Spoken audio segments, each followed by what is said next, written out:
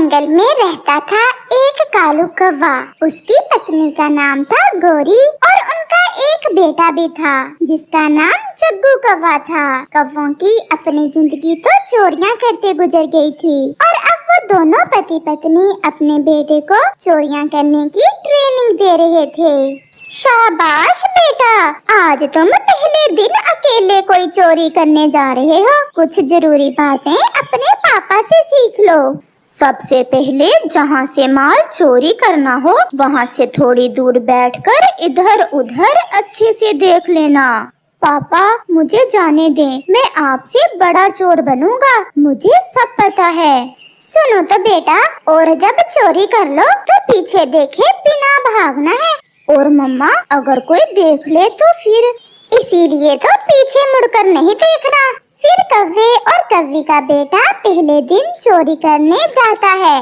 वो जंगल में उड़ान लेता है और उसकी नजर तोते के घोंसले में जाती है जहाँ उसे मीठा और पका हुआ अमरूद दिखाई देता है। वो घोंसले से थोड़ा दूर बैठ जाता है और इधर उधर देखता है। लगता है यहाँ कोई भी नहीं है, मौका अच्छा है। और फिर वो सीधा तोते के घोंसले में जाता है। जग्गू कौवा तोते का अमरूद उठाकर भागने ही वाला था कि वहाँ तोता भी आ जाता है। ठहरो जरा, रुको, मैं देखता हूँ तुम कौन हो, चोर कहीं के। परंतु जग्गू वो अमरूद उठाकर भाग जाता है और तोता भी उसका पीछा करता है। फिर क्या था, जग्गू कौवा आगे आगे और तोता उसके पीछे पीछे। जग्गू जवान था इसलिए तोता उसे पकड़ नहीं पाता और थक कर एक पेड़ पर बैठ जाता है। कमबख्त, मेरी आंखों के सामने ही मेरा अमरूद चुरा कर ले गया और मैं पकड़ ना सका चोर को। फिर वहाँ चिड़िया आ जाती है। अरे तोते भैया, आपकी सांस क्यों फूली हुई है, सब ठीक तो है ना? वो अमरूद मैं बहुत मुश्किल से लाया था, परंतु चोर लेके भाग गया। बहुत पीछा किया परंतु पकड़ ना सका मैं उसे। चोर पक्षी का रंग कैसा था तोते भैया? काला, उसका रंग काला था।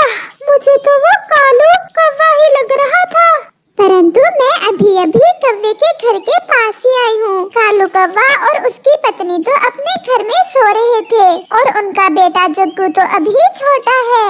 तो फिर कोई और होगा। अगर एक बार मेरे पंखों में लग जाए तो छोड़ूंगा नहीं ऐसे चोर को। मम्मा मम्मा, तोता मेरे पीछे भागा और मैंने आपका ट्रिक यूज किया। मैं भागता रहा और वो मेरे पीछे पीछे और वो थक गया। ऐसा ही करते हैं, अगर ऐसे चोरी करोगे तो तुम हमेशा बच निकलोगे। ये अमरूद तो बहुत स्वादिष्ट लग रहा है। जग्गू चलो इसे खाते हैं। एक बार मैं जाकर कौवे के घर देखकर तो आऊं, क्या पता मेरा अमरूद मिल जाए। ऐसा सोचते हुए तोता कौवे के घर की तरफ आता है। क्या बात है बड़ी नाक वाले तोते, कैसे आए हो? आज मेरे घर में चोरी हो गई। एक चोर मेरा अमरूद चुरा ले गया है। तो फिर हम क्या करें? वहाँ तोते का अमरूद तो था नहीं, क्योंकि अमरूद तो कौवों ने खा लिया था, इसलिए तोता डर जाता है। मैं तो आपको बताने आया था कि आप भी अपने घोंसले का ध्यान रखना। कोई काले रंग का चोर फिर रहा है जंगल में। भागो यहाँ से, बड़ा आया काला रंग बताने वाला, हरे रंग का नहीं हो सकता वो चोर। तोता कौवों से डरते वहाँ से चला जाता है। जंगल में रात भी हो जाती है। जग्गू कौवे के मम्मा और पापा सो जाते हैं। आज रात कोई बड़ी चोरी करके क्यों ना मम्मा पापा को सरप्राइज दूं। मैं आज रात चिड़िया के घर जाता हूँ और उसका सारा भोजन उठा लाता हूँ जो उसने बादशाह के लिए जमा कर रखा है। ऐसा सोचते हुए जग्गू कौवा अपने घर से निकलता है। वो खिड़की में से चिड़िया के घर में देखता है तो मम्मा की पक्की दुश्मन चिड़िया आंटी सो रही है। मैं आज चिड़िया आंटी का सारा ही भोजन चुरा लूंगा। फिर जग्गू चिड़िया के घर में जाता है। वो चिड़िया का सारा ही भोजन उठाकर एक साथ रखता है और उसे बांधकर वहाँ से भाग जाता है। सुबह हो जाती है और चिड़िया की जब आंख खुलती है तो अपने घर में भोजन ना देख वो रोने लग जाती है। मेरा भोजन कोई चोर मेरा सारा ही भोजन चुरा ले गया। जालिम ने एक दाना भी नहीं छोड़ा। कितनी मुश्किल से वो भोजन मैंने बारिशों के लिए जमा कर रखा था। मैं जाकर कबूतर भैया को बताती हूँ। अरे भोजन कहाँ से आ गया हमारे घर में? गौरी, कहीं तुमने तो नहीं चुराया किसी का? इतना भोजन कहाँ से आ सकता है? जग्गू कौवा जो रात जागता रहा था अभी तक सोया हुआ था। जग्गू उठो उठो जग्गू। जग्गू कौवा भी उठ जाता है। जग्गू, ये इतना भोजन कहाँ से आया? मम्मा, जब रात आप सोए थे तो मैं चिड़िया आंटी के घर से चुरा कर लाया था। ओ तेरी, तुम तो जग्गू हमसे भी बड़े चोर बन गए हो। आज तुमने साबित कर दिया है कि तुम हमसे बड़े चोर हो। ये भोजन ज्यादा है, मैं इसे कहीं छुपा देती हूँ। अगर चिड़िया यहाँ आ गई तो उसे पता चल जाएगा। फिर गौरी कौवी उस भोजन में से कुछ भोजन लेकर छुपाने चली जाती है। मेरे ख्याल में ये काम कौवों के अलावा और कोई नहीं कर सकता। कबूतर भैया, मैं तो सोई हुई थी। हम कैसे कौवों पर इल्जाम लगा सकते हैं? हमने देखा भी तो नहीं है कौवों को चोरी करते हुए। गौरी कौवी भी चोरी किया हुआ भोजन छुपाकर चिड़िया और कबूतर के पास आ जाती है। चिड़िया, क्या हुआ? क्यों ऐसे रो रही हो?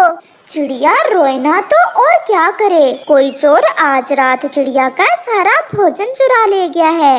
मेरी किसी से क्या दुश्मनी? फिर उस चोर ने मेरा घर ही क्यों चुना? मैं तो अपनी माँ के पास गई हुई थी। होगा कोई चोर, मुझे क्या पता। ऐसा कहते हुए गौरी कौवी वहाँ से चली जाती है। पेट देखा था इसका, खा खा कर कैसे फूला हुआ था। मुझे तो इसी पर शक है, या फिर इसका पति कालू कौवा। इनके अलावा हमारे जंगल में कौन चोरी कर सकता है?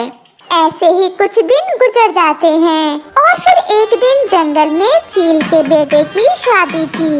सभी पक्षी शादी में चील की दावत खाने आए हुए थे। कालू जी, देखें तो चील के पास कितने सुंदर सुंदर कंगन हैं और एक तुम हो कि कभी मुझे कोई ऐसा गहना नहीं लेकर दिया।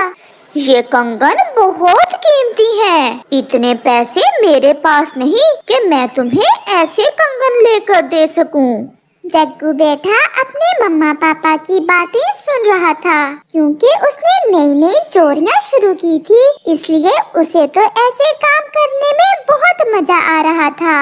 और फिर जब शाम को कौवा और कौवी अपने घर जाते हैं तो जग्गू अपनी मम्मा से कहता है, मम्मा, आज रात मुझे अपने दोस्त से मिलने जाना है। दोस्त से मिलने जाना है या कोई नई चोरी करने? मेरा बेटा तो अब बड़ा चोर बन गया है।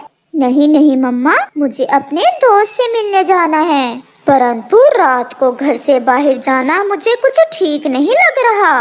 पापा, आप भी तो कई बार घर से बाहर रहते हैं रात को।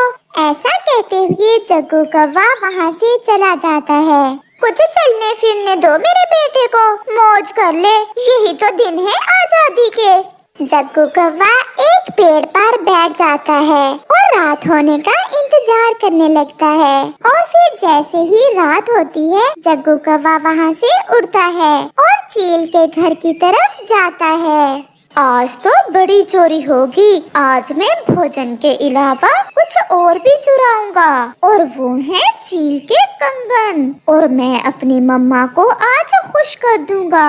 फिर जग्गू कौवा चील के घोंसले से वो कंगन उठा लेता है और जैसे ही वो भागने लगता है चील की आंख खुल जाती है। वो उसे पकड़ लेती है। चोर कहीं के, मैं देती हूँ तुम्हें अपने कंगन। सुबह हो जाती है और चील पुलिस को बुला लेती है और जग्गू को पुलिस के हवाले कर देती है। इसे ऐसी सजा देना कि फिर कभी ये चोरी ना कर सके, कौवा कहीं का। और फिर पुलिस उसे जेल ले जाती है। कव्वे और कव्वी तक भी खबर पहुंच जाती है। गौरी बहन, सुना है जग्गू किसी बड़ी चोरी में पकड़ा गया है। मेरा छोटा सा बेटा कैसे जेल में रहेगा? मैं मर जाऊंगी अपने बेटे के बिना। ये सब तो हमें उस समय सोचना चाहिए था जब हम उसे चोरी करना सिखा रहे थे। जब चिड़िया का भोजन वो चुरा कर घर लाया था तभी हमें उसे समझाना चाहिए था। मुझे तो उसी समय पता चल गया था, परंतु मैं खामोश रही। और अब देखो गौरी और कालू, आपके कारण आपका बेटा जवानी जेल में ही काटेगा। और फिर जग्गू कव्वे को 2 साल जेल की सजा हो जाती है। अगर मेरे मम्मा पापा ने मुझे चोरियां ना सिखाई होती तो आज मैं भी आजाद पक्षी होता। और फिर कव्वे और कव्वी को समझ आती है कि मम्मा पापा की बुरी प्रशिक्षण की सजा उनकी संतान को भुगतना पड़ती है। अपनी संतान को ऐसी प्रशिक्षण दे जिससे वो अच्छी जिंदगी गुजार सके, ना कि ऐसी प्रशिक्षण जिससे उनकी जिंदगी कैद में गुजरे।